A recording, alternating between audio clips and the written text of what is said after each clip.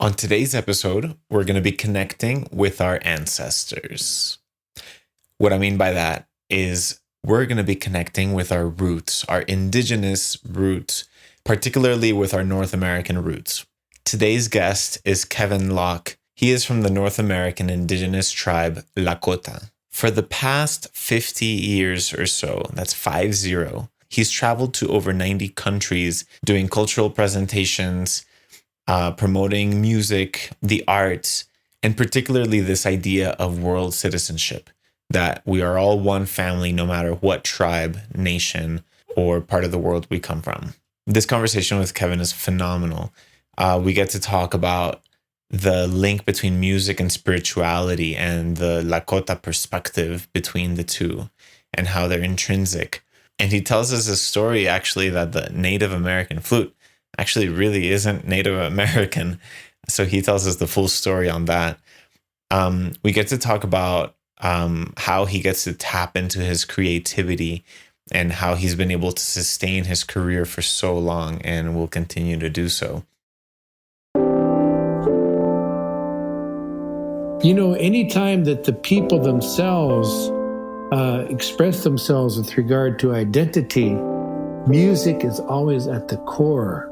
I can assure you that anytime you do see representation in museums, all the beautiful things you see, the artistry, the maybe beadwork or quill work or whatever it is, you can be assured that all of that was created to take on meaning in the context of music.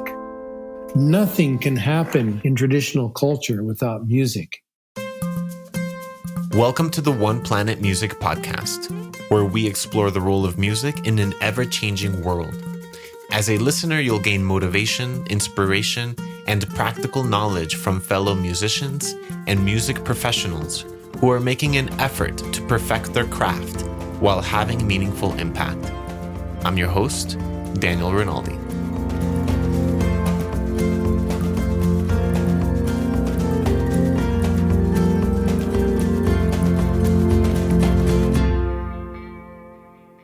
To give you a little bit of context as to how I got to know Kevin, he knows me since I was a little kid.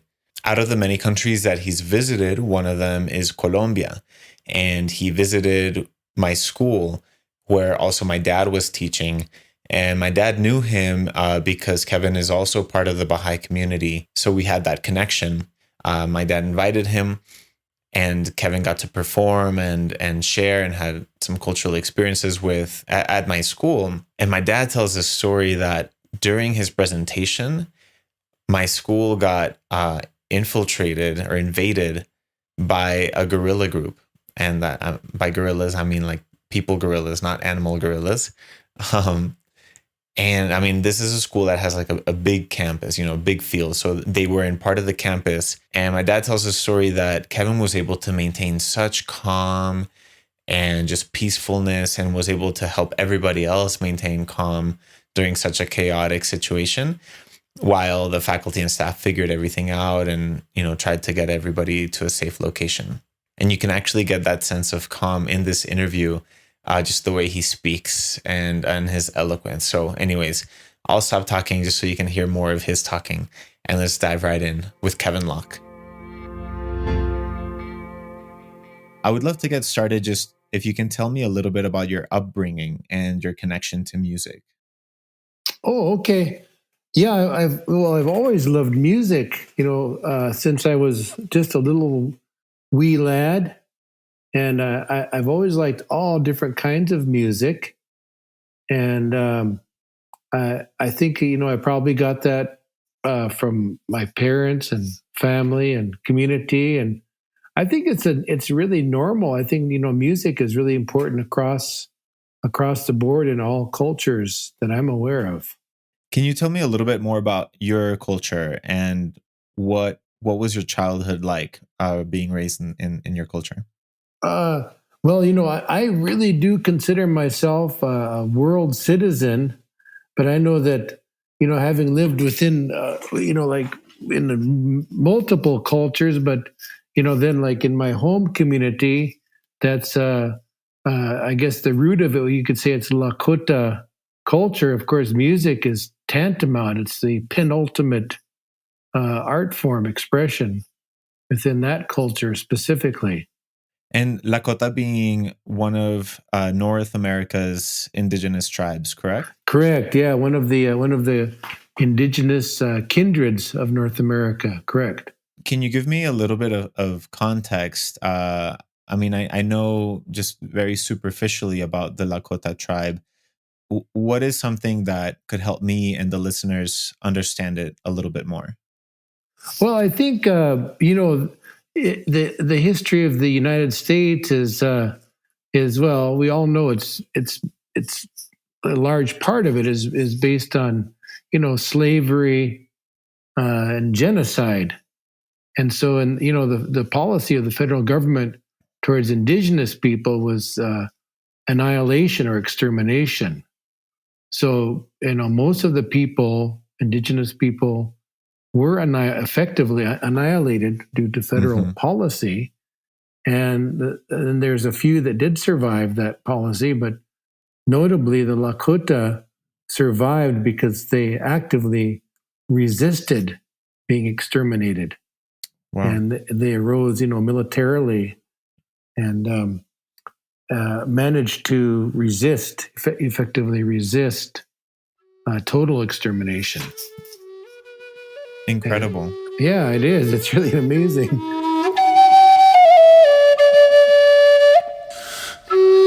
Throughout the episode, you'll be hearing music from 3 of Kevin's albums: Lightning and Wind, Midnight Strongheart, and Keepers of the Dream.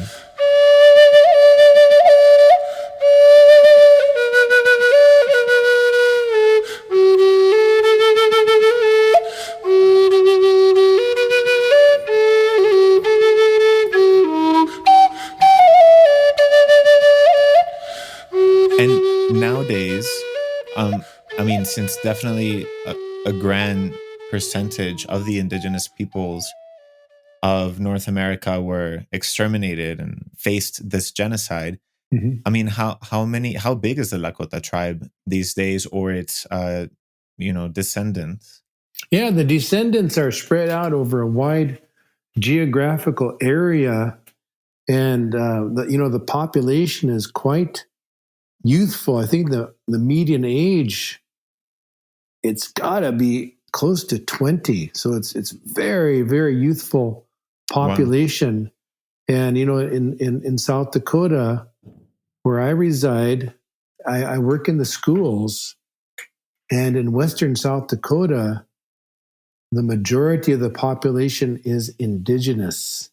And the schools that I go to are basically all, I would say, probably 100% tribal members. And so it's a huge population percentage-wise. And then statewide in South Dakota, I think the Indigenous population is probably over 15% statistically. So it's quite large. And so then the Lakota people as an ethnicity, and Lakota and Dakota people, having a distinct identity and language and culture. The traditional homelands are from Minnesota through Montana, and then from Nebraska up to probably around the Saskatchewan River in Canada. So it's really a huge geographical homeland.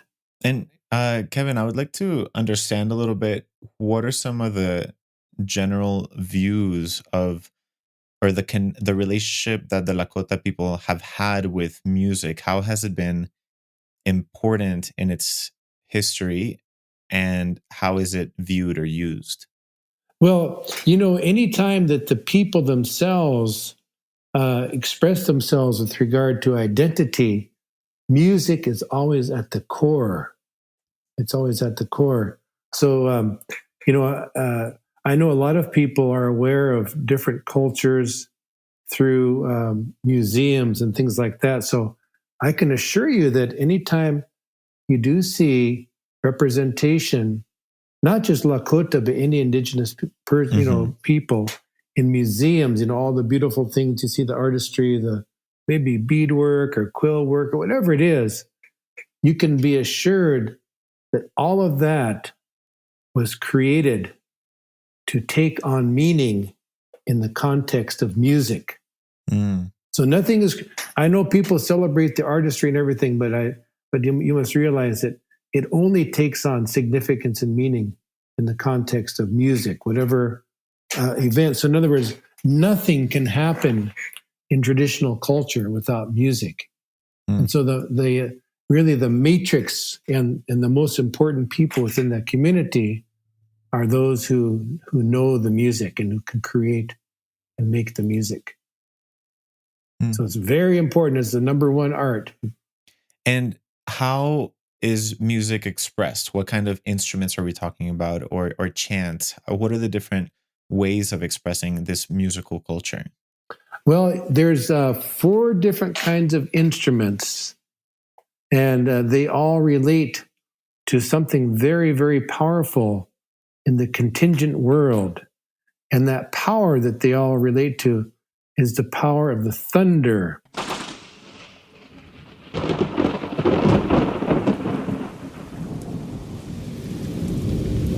The thunder, of course, is the force that is the harbinger of the transition from winter into spring. So, of course, at the latitude, of our homeland, the latitude, the seasons are very clearly demarked. So there's the 4 distinct seasons, and so then, winter, of course, is a long period in which, of course, everything is in a state of is in a dormant state. Everything is in a state of rest, and is typified by being colorless and pretty much everything's pretty much in a state of hibernation. But then that season is brought to a close by the arrival of the thunders. And as long as the thunders are present, then that season of life is sustained. But once the thunders retreat and are retracted, then everything goes back into a state of hibernation or a dormant condition. So that's analogous to the condition of the collective human heart, the human soul. So now what music does symbolically is it keeps the condition, the condition of the collective human heart alive, so that need never slip into a dormant state or a state of hibernation, but can always be eternally full of life and color and vitality. So music has that role, and there's 4 instruments that are used to create that. And each of them relates to a different aspect or facet of the thunder. So, of course, the wind is represented by the wind instruments.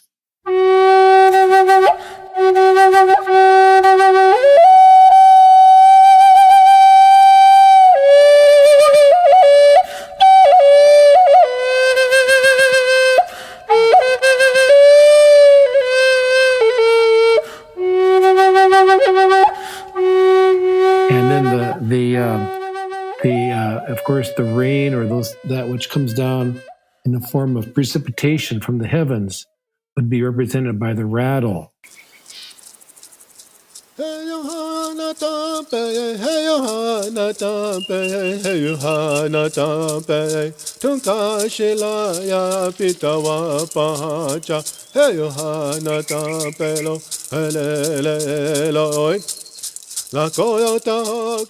And then the sound of the thunder is represented by the drum. But then the most important of them all is the lightning. The lightning itself, and that's separated from the sound. But the lightning is the energy that puts the spark of life and meaning into all of creation. And that's the voice.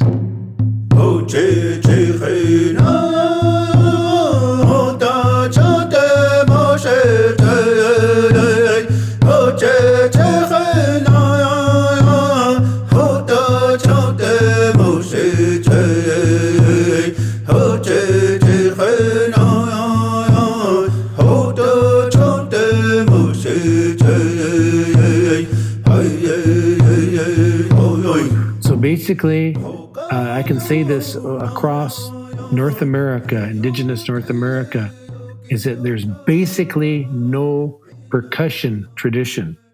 I know that sounds like a real bold statement, but I'm saying that it's not like in Africa or Oceania or other places where highly developed rhythms and percussion traditions are an innate part of the culture. But here in North America, all the rhythm is created through the vocal composition.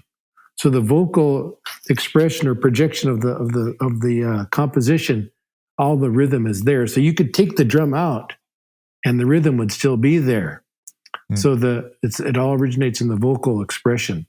So then but the drum, of course, it just accentuates the rhythm, which is inherent in the vocal composition.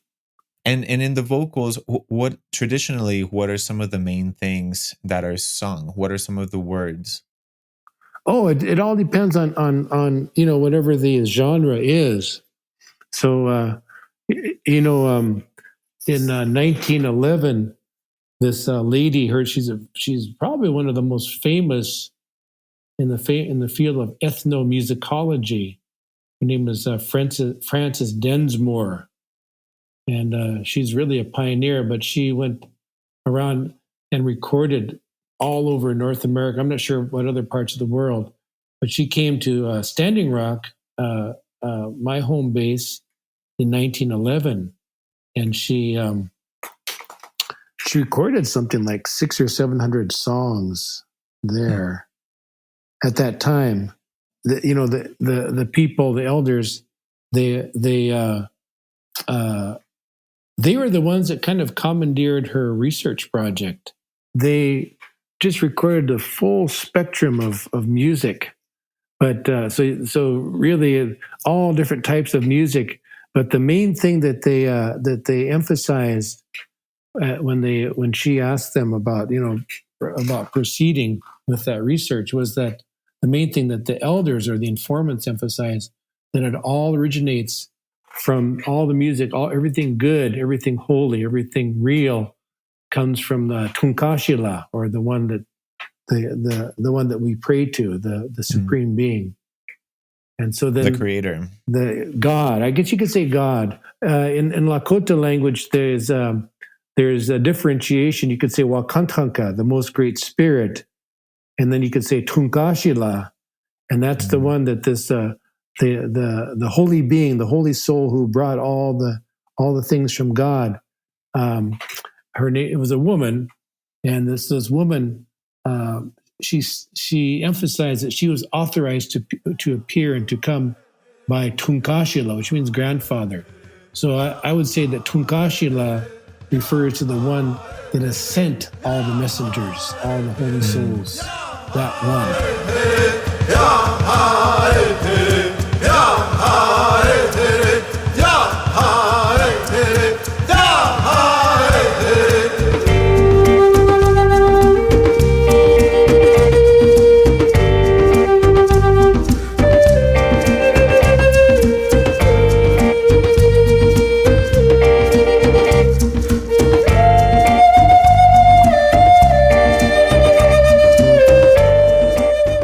Perspective, what is that connection with music and spirituality, whether you're talking from with your roots in Lakota, or you mentioned also you see yourself as a world citizen.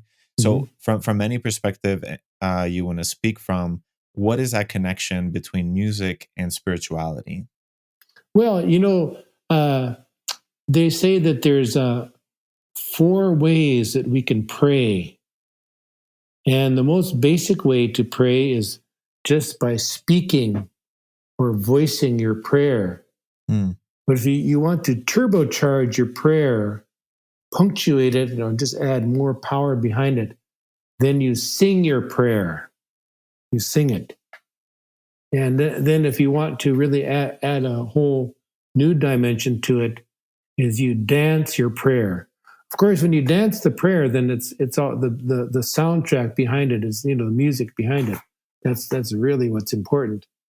And then the fourth way of praying, which is the only way that really matters, is to live your prayer. If you don't live it, then nothing else counts.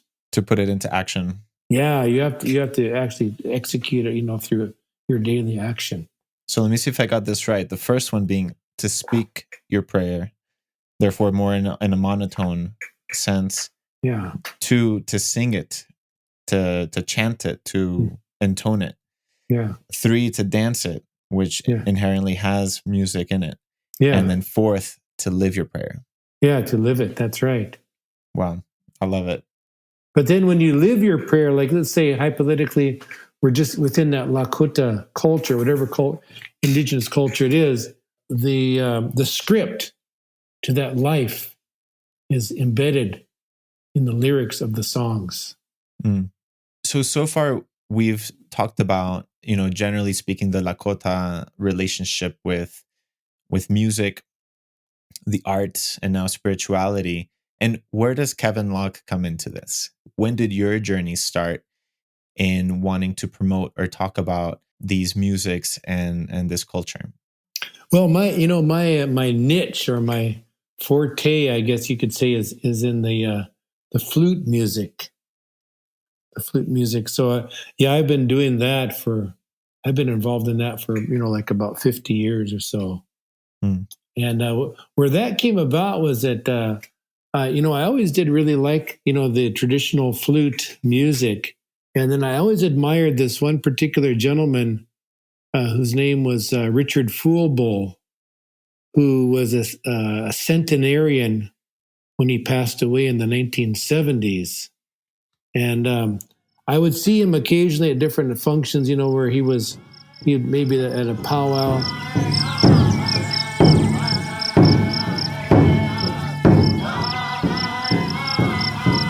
And then one time,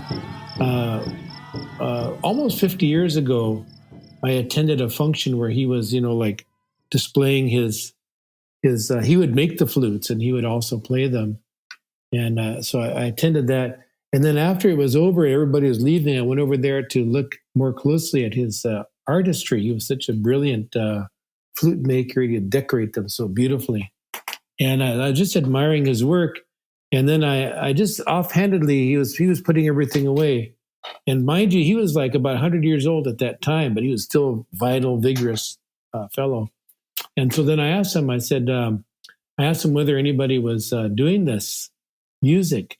And then he said, no. He said, no, nobody's doing this. And then I asked him, well, what about your family, like your maybe grandkids or any of them? He said, no, that nobody's interested in this. And then I said, well, that's too bad. I said, yeah, somebody should do this.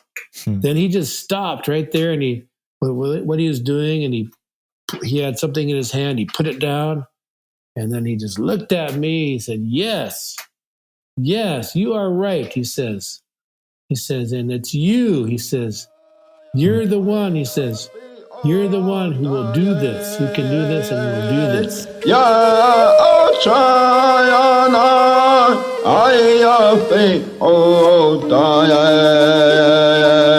And then he just went on to what he was doing. And I didn't say anything. I just kind of walked away, but it just really got to me. And then a short time after that, I was at my mom's place, and we heard that he had passed away. And then my mom stopped, and she kind of looked up, and then she got up and she went out.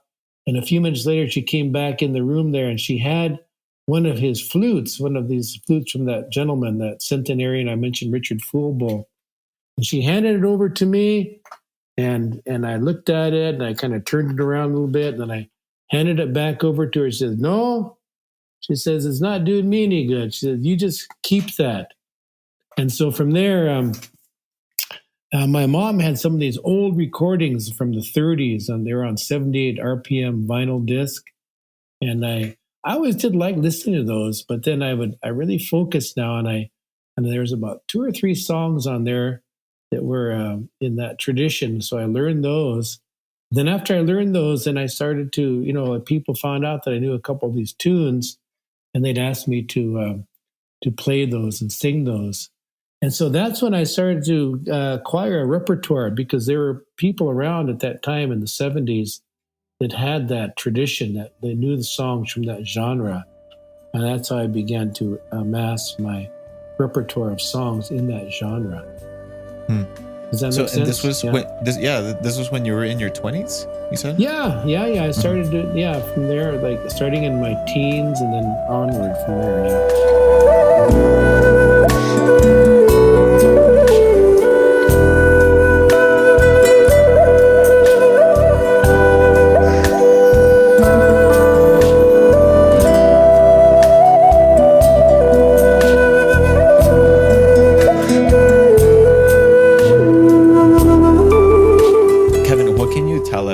About the flute and its origins, and I believe you have an interesting story to tell about a misconception that most of us might have about the Native American flute, or at least the so-called Native American flute.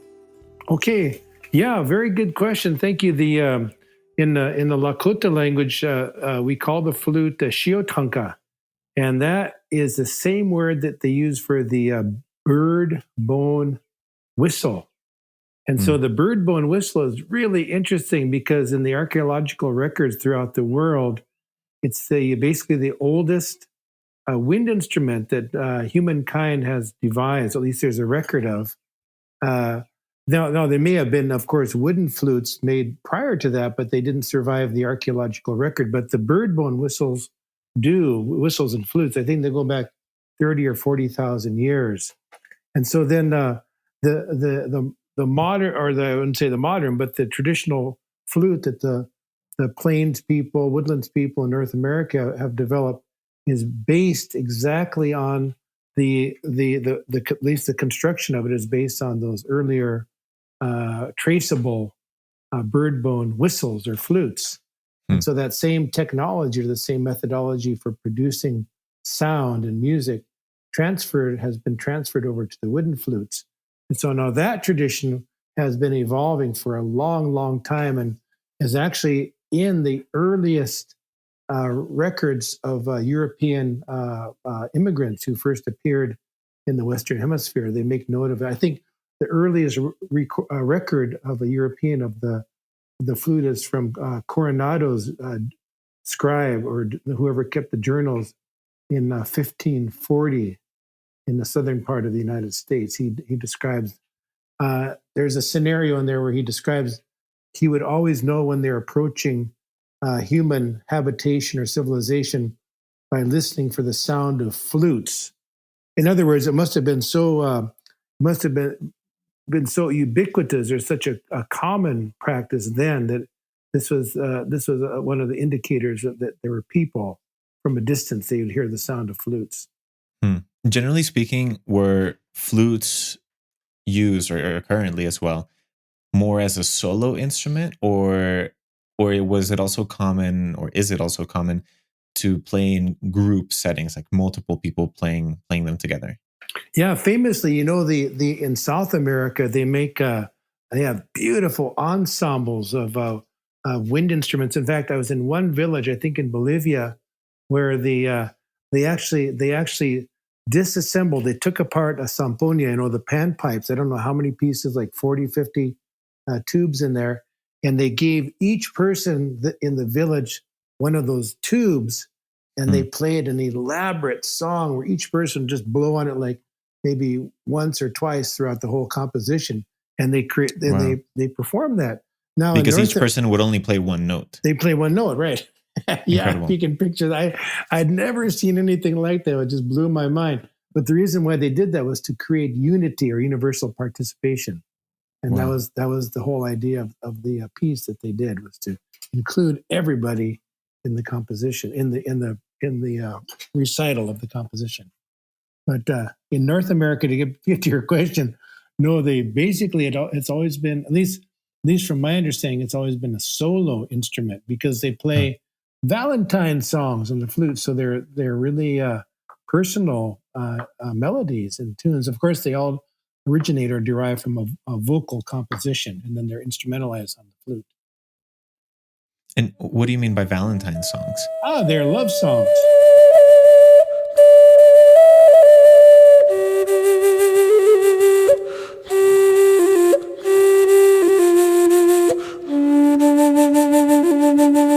especially the way it developed out in the prairies and the woodlands of North America.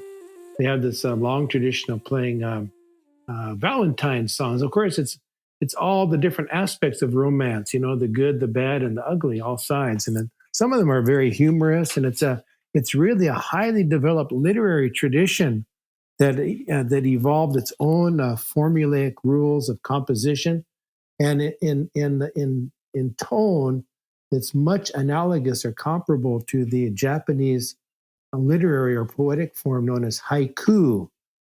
So these traditional songs of the woodlands and the prairies, they consist of a cryptic introductory lyric that piques the listener's interest, and so then kind of lures them in, it draws them in, and then the second part of the composition of the lyrics resolve that cryptic or that mysterious aspect that was introduced in the first set of lyrics.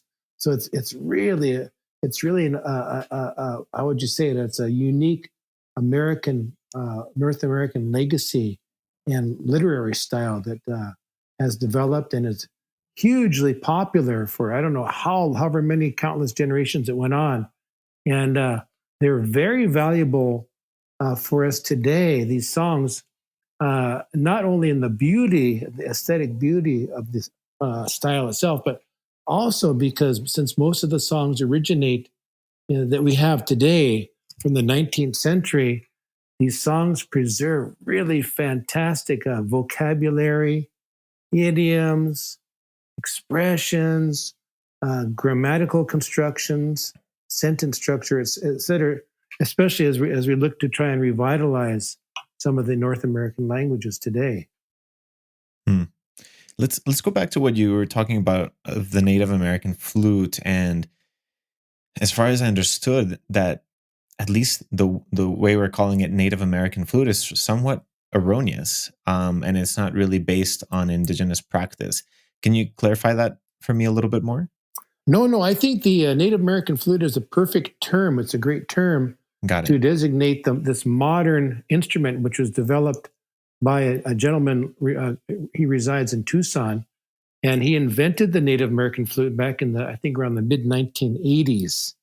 And he developed it. I know him. I've known him for years and years. And I asked him, about it. And he said, well, he was initially trying to replicate the original tuning system of the indigenous North American flute, or as in Lakota we say shiotanka. But he found that he wasn't able to readily market it. It wasn't readily commercially viable. So then he had the brainstorm of creating an instrument that uses what's called the melodic scale. So it's widely known all around the world as the melodic scale, but it's actually a minor pentatonic scale. Yeah. And when you use it, every note sounds beautiful. Every note sounds great. So anybody on the planet could just pick that up, and they could start improvising anything off their whim, whatever they want. And it's going to sound really good. So this is the thing that went viral, that took off. And now, people are all over the world, everywhere. They're playing this. Now, in their mind, in their fantasy, they think that it has some kind of a connection to an indigenous North American musical aesthetic, whereas it does not. Interesting. Now, I think it's a great instrument. Don't get me wrong. I'm not trying to run it down. I'm just trying to. I'm just trying to say what it is. Yeah, I'm just trying to define what it is. That's what it is, and so it's a great thing, and it's wonderful because people all over are able to connect with that.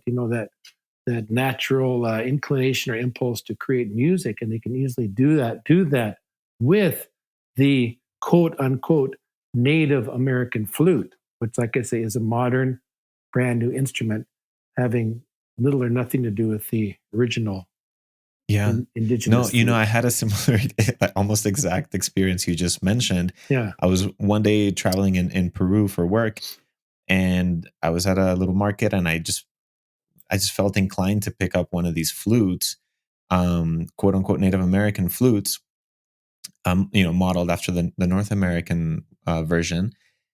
And even though I've never really played a wind instrument before, and all of a sudden I could produce a tone, and I was just hooked, and I had to get one. Yeah, absolutely. It's such a great such a great marketing thing. It's a genius thing to have Yeah. that. Yeah. But so now I feel so much more enlightened to know the Yeah. origin Yeah. and the difference between the two. One day I'll have to visit you, Kevin, and play an actual shiatanka. Yeah. And I do workshops all over. So I'm really doing my utmost to reintroduce the original tuning system and to create familiarity and facility with that amongst kids and children of all ages everywhere, basically.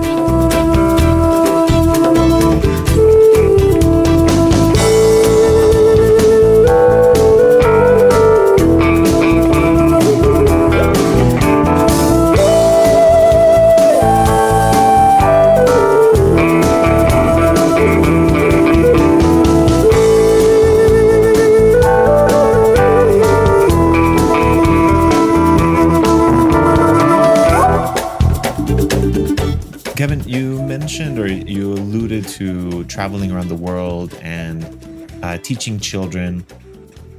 Tell me a little bit more about that. I mean, from what I've understood, I mean, you've traveled in 90 plus countries and you've literally been to every corner of the world. And when you travel, what are you doing? Well, my main goal is contrary to what people might assume, is that I really have practically zero interest in conveying cultural or tribal specific information. I don't think that's useful at all. I think what's really useful, what I try and do, is to really project or convey an awareness, a positive awareness or sensitivity to the oneness of the human family, like our shared values, our shared connections. And the beauty of what I do, or what is my involvement, is in what's called the folk arts or traditional arts in English. And so these folk arts or traditional arts, what they are, and basically every culture, all the thousands of cultures on the planet, they have folk arts or traditional arts, and these are expressions, whether it's through movement, through dance or music, or through painting, or literature or crafts. Basically, what folk arts are is they're these traditions that are passed down intergenerationally, largely informally.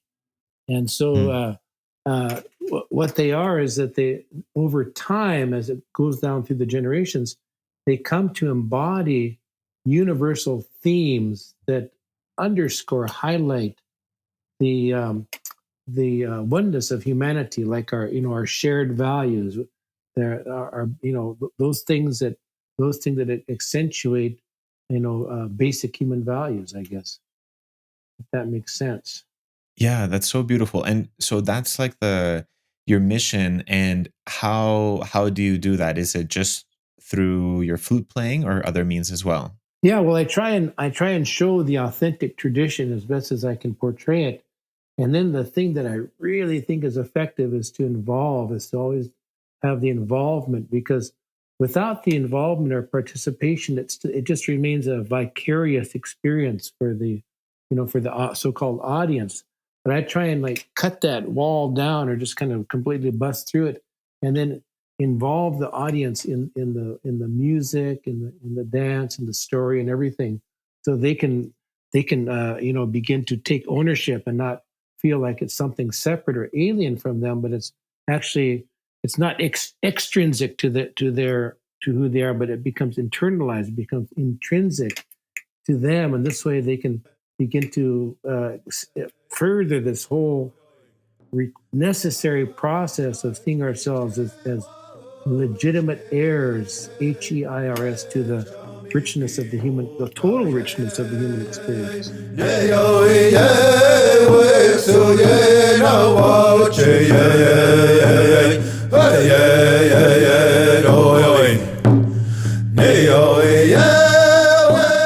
That's so beautiful, Kevin, to hear, especially at a time when it's we're so used to like a rampant patriotism or nationalism or representing like where we come from. Mm-hmm. And undoubtedly, you're not neglecting your roots, but doing it in such a nuanced way where you're not excluding people, or um, you're you're wanting to show how you're part of one humanity, one family, and I just think that's beautiful, and we need to see more of that.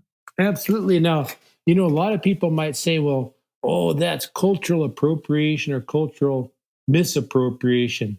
And Mm, it's true in the context of a material civilization. Everything is material, and that's true. And so people are always ripping things off and capitalizing, and they're reaping the profits off it to the to the exclusion of the originators of whatever that is. But once you shift it over to a spiritual context, then no, it's something totally different. It's this other part of this moving into the what it is to be a world citizen, where we all have something powerful and vital to offer this emerging global civilization. mm. Yeah, and of course the kids are the ones that are going to be coming into this world. So I'm so blessed. I'm so thankful to be able to do like 95+% of my presentations with school age populations. That's beautiful. And how do they find you, or do you look for them, like for these schools or these different institutions where you um, perform or have these events?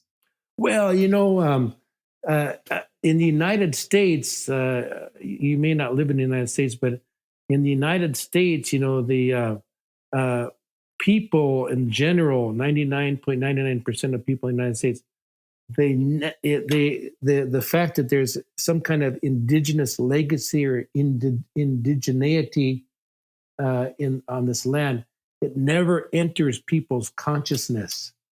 People in North America, the general population, especially the United States, that go through their whole lives without even ever thinking about this whole idea of indigeneity or an indigenous presence. So, if I do interact with non-indigenous population in the United States, it's usually for Thanksgiving or Oh, wow. what they call "quote unquote" Native American Heritage Month, and that's when Huh. everybody wants to squeeze everything in. So yeah, I participate in that. It's okay, I have to, but basically my bread and butter is in the tribal areas in the Dakotas and Minnesota and around that region.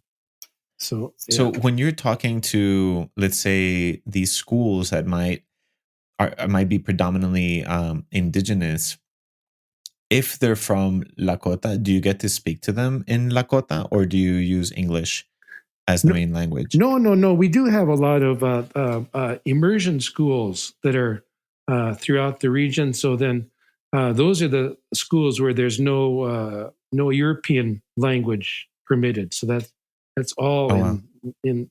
Well, I can speak Lakota, so yeah, that's the language I can use. And then there are also communities throughout South Dakota where the language never really died out.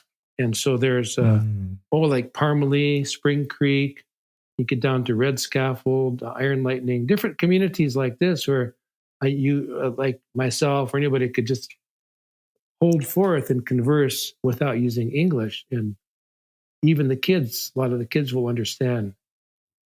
Yeah. That gives me a lot of hope, and honestly, it just gives me a nuanced understanding of where the indigenous communities are at Hmm. now, since I don't have I don't interact with that community very often. So I'm very glad to hear this. Oh, yeah, it's fantastic. It's great. Do you think, or have you noticed any results from your events or performances over the years? Do you feel like youth and children, especially, are growing up with a deeper understanding, not just of their roots, but of like what you're trying to promote, this sense of world citizenship? Oh yeah, the world is inexorably moving in that direction. I mean, we can't resist it. It's just like in the springtime, like after a long winter, everything's just so frozen and iced over, and then the season starts to change, and that's when you have all this chaotic, tempestuous weather patterns, the worst blizzards, the coldest, worst storms, tornadoes, everything like this. And so then you think it's getting worse and worse, but no, that's the beginning of spring. And that's where we are in the world today. So we can't go back to that condition where, where everything is just rigid and frozen and, dark and everything like that. We can't go back to that. We have to progress on into the spring. And so therefore, like what I'm trying to do is just get everybody ready for that as best I can. That we all can do our part in that process.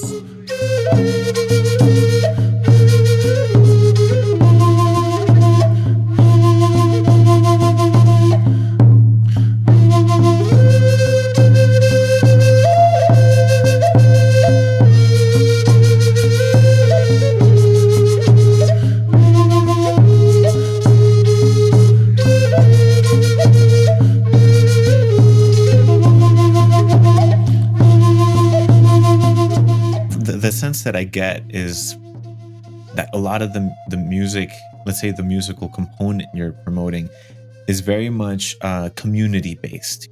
How do you link this communal aspect of music playing with what is now more of an entertainment industry of sorts, very much led by single artists, or let's say a single group or band, like sharing performances or concerts, albums, etc.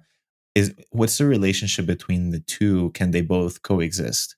Yeah, I think that's really an interesting dynamic. In North America, we do have really such an active, viable resurgence of the the traditional musical aesthetic, and so it's very much alive and growing. And it's just there's so much creativity. I think of any music form I'm aware of. I think the Indigenous music has more compositions appearing at such a phenomenal rate. For instance, if you go to what like a powwow or anything in the spring, you're going to hear maybe a few carryover songs from last year and some of the classical songs, but probably over 90% of the songs you're going to hear throughout that whole weekend, just hours and hours all day long of songs are going to be brand new compositions.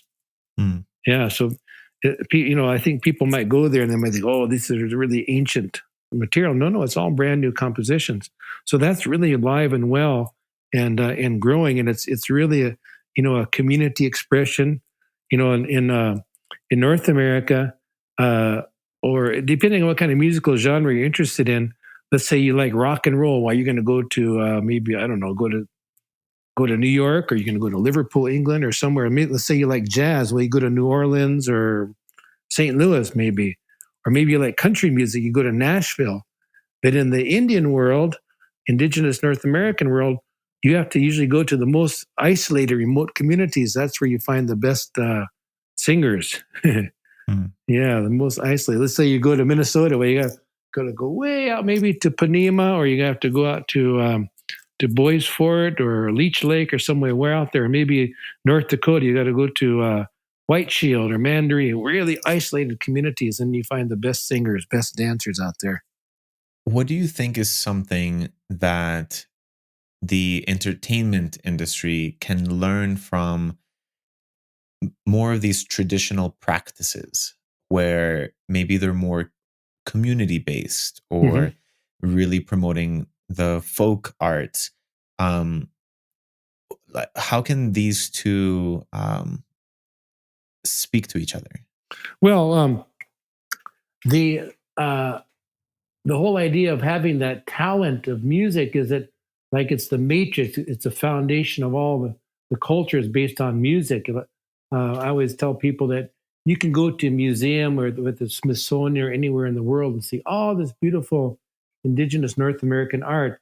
And no matter how well crafted and how exquisite the piece is, be assured that it was created to take on meaning in the context of music. So music is really, really important. And then the people who are gifted, have the gift of music, it's their responsibility. It's like a sacred trust, a sacred gift, that tradition belongs to the ancestors. In other words, that musical tradition that carries that vision, that the prayer, the dreams, the hopes, the aspirations of the ancestors through that musical tradition. They are not here with us, but we can realize the fulfillment of those prayers on their behalf as we bring all these traditions with us into the current world and on into the future. So then, the people who are the song keepers, who do hold those traditions, they have that responsibility within their communities.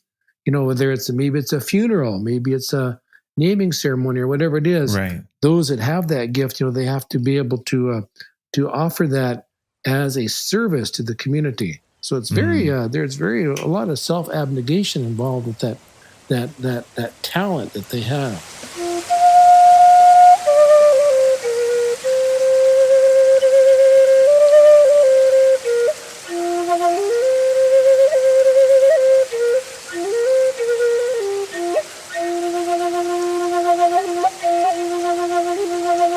Kevin, where do you think music comes from? Yeah, well, they say it comes from out there, and it comes from the spiritual worlds. And then when we connect with that world, with the spiritual world, then we can become a conduit, or somehow there's that crossover, and we can then of course our reality is that we are spiritual beings. That's who we are, and that's the world that we come from and the world that we go back to. And so then through the arts, especially music, then we can keep that connection alive. It keep it, to nurture it. So we can always have that connection to the world that's real, the world that's holy and good, the world that's beautiful, the world that's eternal. In a sense, connecting it when you were mentioning earlier about the connection between music and spirituality, of it singing your prayer and dancing your prayer, right? That's right. Yeah. What do you do, Kevin, do you ever feel like you're disconnected from that spiritual source? And if so, what practical things do you do to reconnect? Well, just me personally, for me, I have this, like, the soundtrack of my life going on all the time.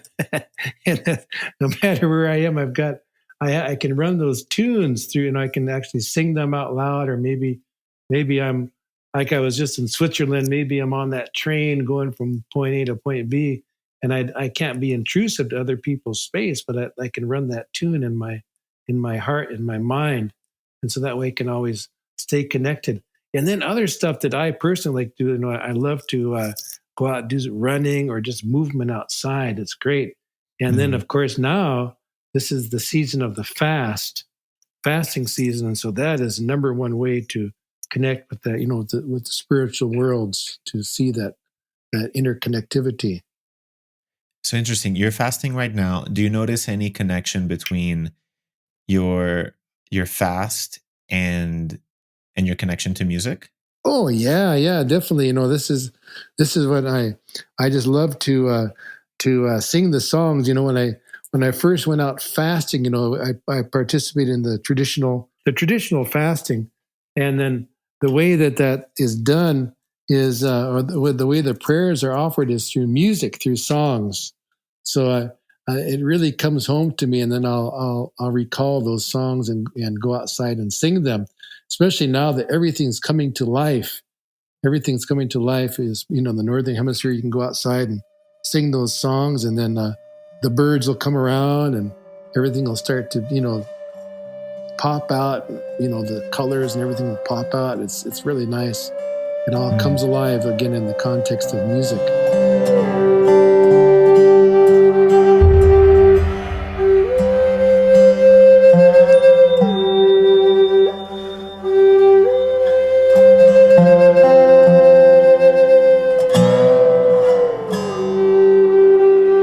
What do you think, Kevin, about this relationship between tapping into that spiritual world for musical inspiration, and yet living in this material world where we have to have a legal system, and for us as music creatives, we sometimes have to use it to protect our music so other people wouldn't misuse it, etc.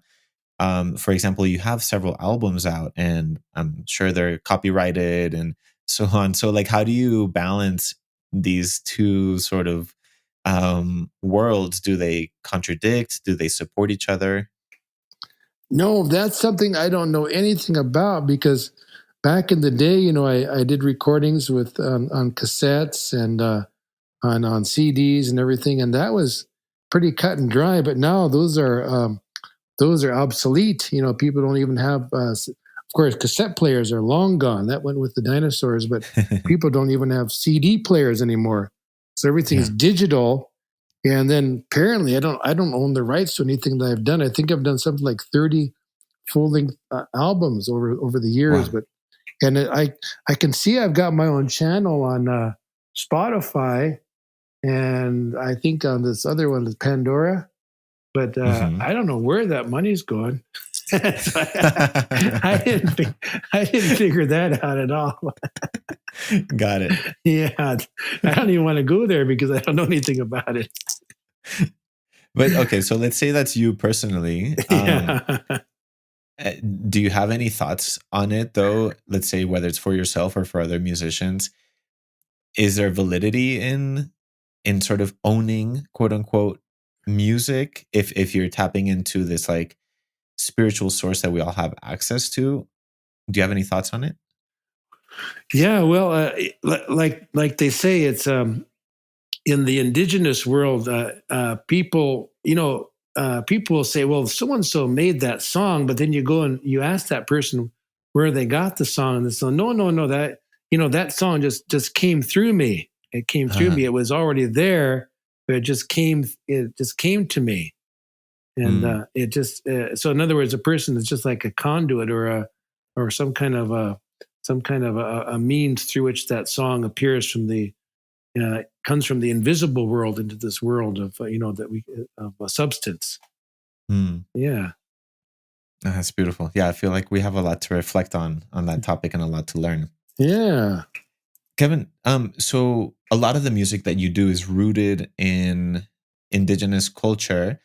What are your views on fusing indigenous or folk and traditional music with quote unquote modern music, whether it's rock, hip hop, jazz, R&B, whatever it is, fusing it with other genres? I think that's fantastic. I was just I mentioned in Switzerland, and so then the day after I arrived, we did this concert. I did this concert with this classical pianist, and he's so gifted, so talented. And so we just kind of almost on the spot came up with some collaborations and some improvisations.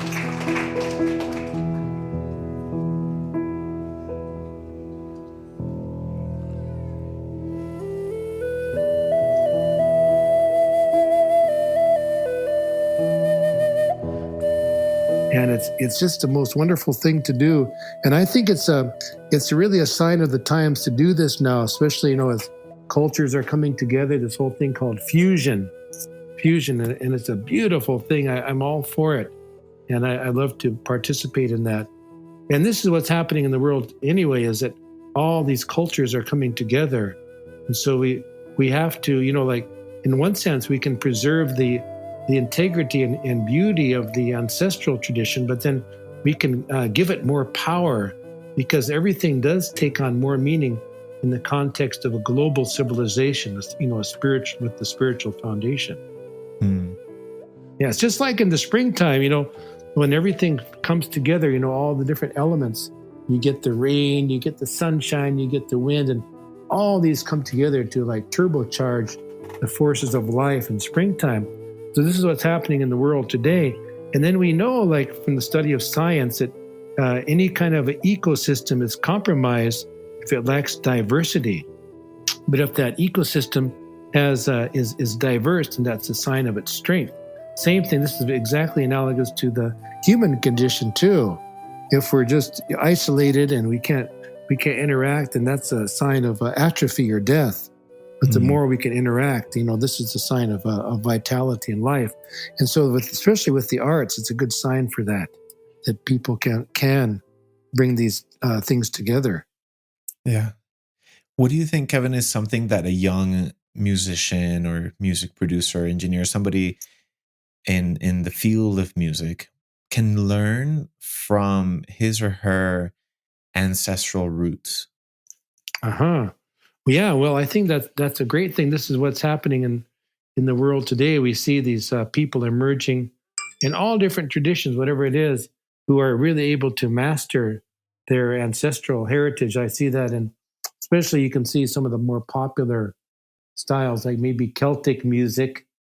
Uh, one thing that's really taken off is the Andean music, and we see Hmm. the young people who are just they're just a genius in the way they can master those traditional instruments and play them and confuse them with other traditions. It's just really encouraging to see that.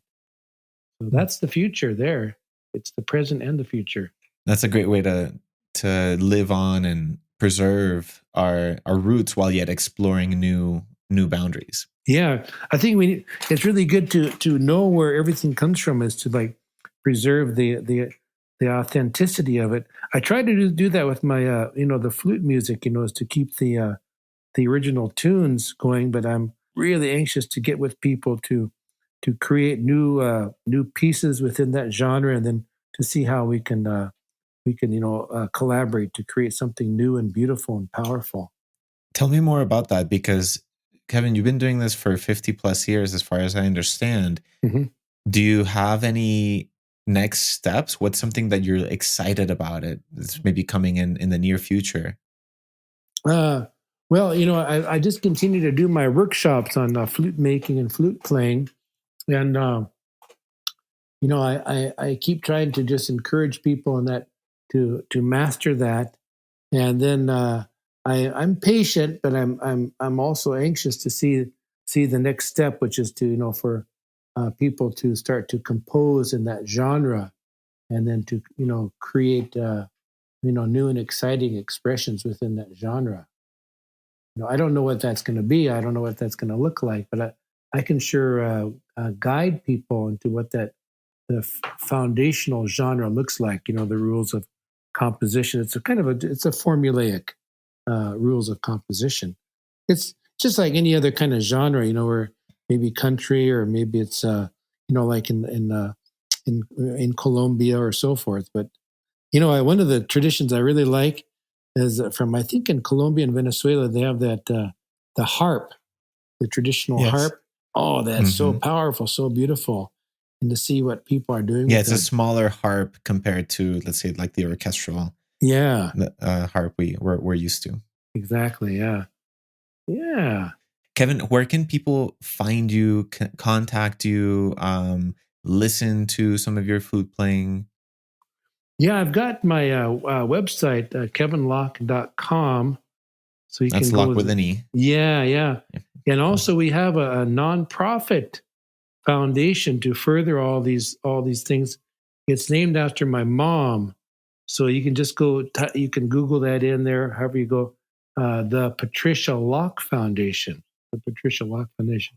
So we have a lot of artistic, cultural, spiritual goals, and then the other thing we're really focusing on now is to create nutrition, because in the Dakotas, we have a lot of areas that are categorized as food desert, where people don't have access Yes. to good nutrition. So, especially young people, we want to really introduce them to, like plant power, to get people powered up so they can, live healthy lives and live more fulfilled and vital lives. So it's Wonderful. not just spiritual and artistic and so forth, but just to create the physical strength and health for people as well. Kevin, it's incredible all that you're doing right now and everything you've done in the past decades. And I've learned so much from you in this hour, and I'm sure there's much more I have to learn from you. So I really look forward to talking to you again. Yes, me too. This is great. I'm look forward to the next conversation. Wonderful. Thanks, Kevin. Okay, my Bless you, pleasure. and thank you so much. Okay, all the best. Bye for now.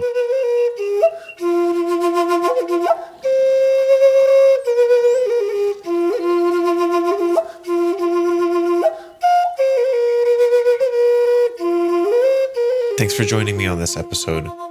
This is the 5th episode on the podcast.